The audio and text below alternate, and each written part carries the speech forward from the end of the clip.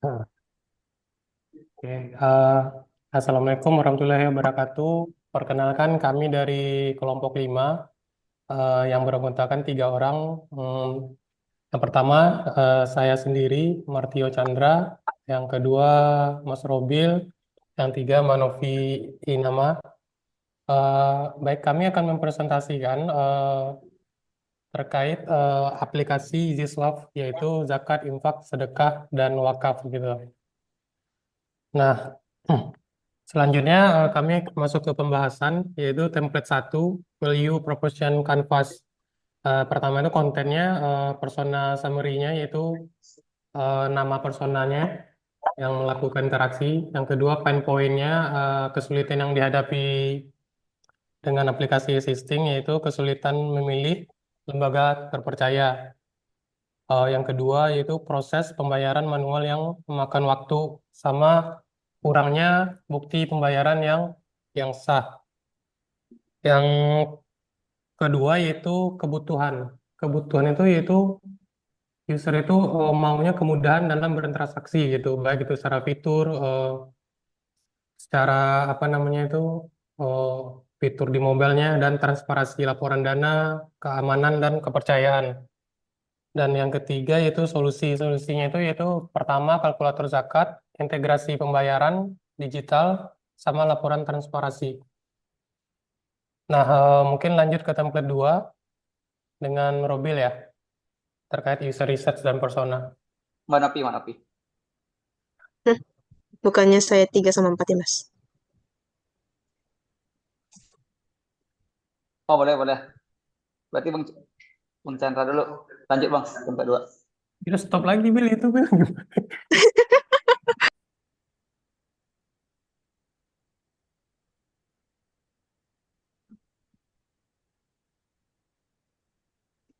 Lanjut, lanjut. Ya, untuk tempat dua boleh. Lanjut, Mbak Nopi. Hmm.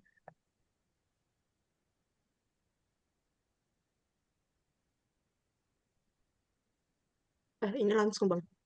Langsung. Oke, terima kasih. Sebelumnya, di sini saya langsung aja ke template 2-nya tentang user research dan persona. Kontennya di sini tujuan user research-nya untuk mengidentifikasi fitur yang dibutuhkan, memahami kendala dan kebutuhan pengguna, dan mengetahui preferensi desain dan alur pengguna. Di sini juga kita ada hasil wawancaranya dari responden 1 dengan inisial H, transparansi laporan dana dan keamanan transaksi. Terus ada responden kedua dengan inisial SF, kemudahan pengguna dan fitur pengingat. Kemudian ada responden 3 KP, fitur pelaporan keuangan yang detail. Lanjut, di sini ada personanya dengan inisial SF, usia 28 tahun, pekerjaannya sebagai pegawai swasta, dan kebutuhannya aplikasi sederhana dengan fitur yang lengkap.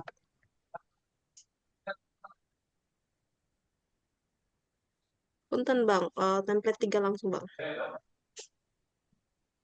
Ya, di sini ada user journey mapping, kontennya itu tentang analis 1, menghitung dan menyalurkan zakat. Kita di sini step pertamanya membuka aplikasi dan mencari fitur kalkulator zakat. Kedua ada memasukkan data penghasilan dan harta. Step ketiganya melihat hasil perhitungan dan memilih program donasi. Bang, template-nya langsung keempat itu. Ya, step keempatnya melakukan pembayaran zakat dan terakhir itu menerima laporan transparansi. Di sini juga ada opportunitiesnya, yaitu tambahan shortcut ke kalkulator zakat di dashboard, perluasan opsi jenis penghasilan, dan terakhir ada integrasi metode pembayaran populer e-wallet.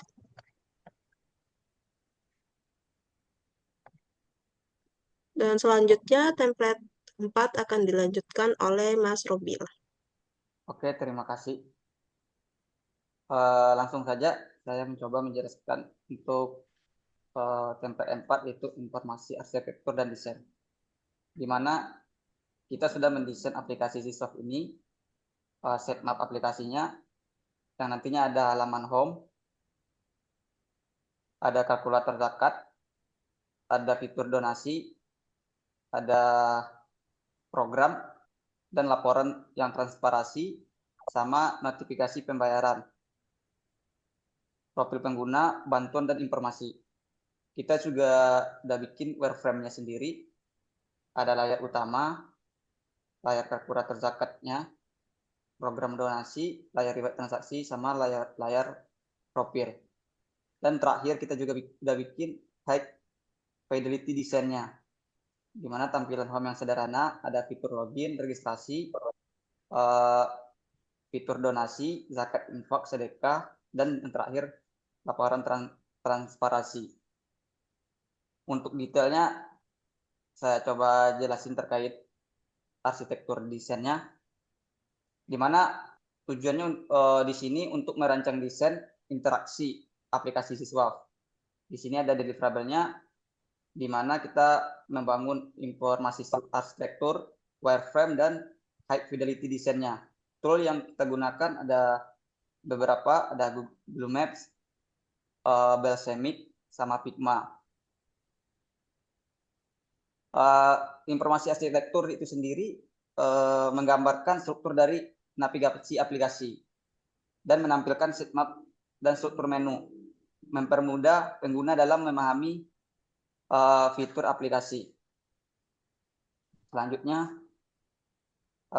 sitemap aplikasi kita yang saya jelaskan tadi, ada home, ada kalkulator zakat, donasi, ada menu program, laporan, profil pengguna, bantuan, informasi.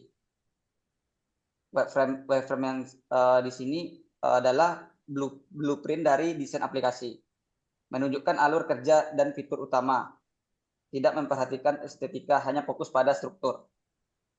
Sedangkan untuk high fidelity design adalah tampilan akhir dari aplikasi, menyertakan elemen visual lengkap seperti warna, icon, dan efek.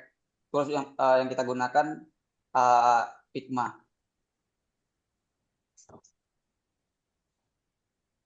Lanjut untuk template 5 itu terkait testing.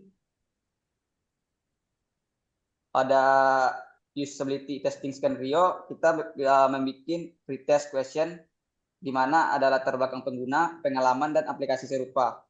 Sama test teks, navigasi, login aplikasi, menyelesaikan kuis, tracking langkah. Dan terakhir kita juga bikin post test question. Ini untuk kemudahan pengguna, fitur yang paling berguna. Ada juga hasil dari usability testing kita, masalah yang kita temukan fitur AI kurang akurat, terlalu banyak opsi, solusi perbaikan algoritma, penyederhanaan opsi. Sama terakhir sistem usability scale. Rata-ratanya nilai dari beberapa responden itu 58, rekomendasinya perbaikan pada fitur dan navigasi. Untuk lanjutan penjelasan dari usability testing, di mana pengujian kita lakukan pada bulan Desember. Metode evaluasinya kita menggunakan usability testing sama SUS. Metode kita adakan 4 responden, di mana komponen yang kita tanyakan kepada responden itu ada pretest, instruksi pengujian, tugas pengujian, dan pertanyaan post test. Lanjut, tugas pengujian utama itu navigasi halaman utama, penggunaan kalkulator zakat, penambahan transaksi baru, melihat riwayat transaksi, membuat laporan donasi bulanan, yang terakhir melihat transparansi dana. Ini contoh profil responden kita, ada inisial SAN, usianya 20 tahun, statusnya mahasiswa, ada RA, usianya 21 tahun, statusnya ibu rumah tangga, ada SF, usianya 28 tahun, statusnya pegawai swasta, dan ada KP, usianya 22 tahun, statusnya pekerjaannya programmer. Kita menemukan pada saat user testing itu untuk informasi kreditasnya pengguna kurang yakin tentang penyaluran dana, informasi terbatas tentang lembaga yang kredibel. Terus kemudahan pengguna, proses pembayaran yang kompleks, perlu antarmuka yang lebih intuitif, pemerintahan integrasi e-wallet. Lanjut, hasil evaluasi yang kita dapatkan rata-rata nilai SUS-nya 43. Matriks utamanya skor tertinggi ada 56, skor terendah 32. Mayoritas responden menganggap sistem cukup kompleks, diperlukan dukungan teknis.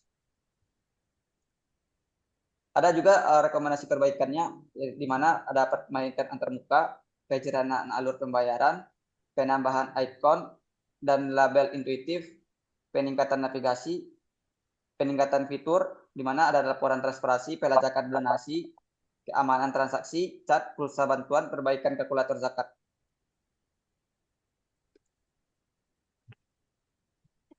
Ya, yang terakhir itu kesimpulan dan rekomendasi dari aplikasi yang kita bikin, di mana aplikasi Ziswaf memenuhi kebutuhan dasar pengguna dan menyalurkan zakat, infak, sedekah, dan wakaf. Adanya fitur kalkulator zakat dan laporan transparansi sangat dihargai oleh pengguna. Rekomendasinya, penyederhanaan navigasi dan opsi, penambahan fitur edukasi tentang Ziswaf. Dan itu presentasi dari kita. Saya kembalikan kepada Mas Chandra. Oke, terima kasih Mas Robil. Oke, untuk presentasi kita cukup sekian sampai di sini. Nah, mungkin salah satu yang sangat yang perlu diperhatikan dalam aplikasi Soft ini itu yaitu transparansi dalam eh, pengelolaan dana gitu. Jadi masyarakat banyak tidak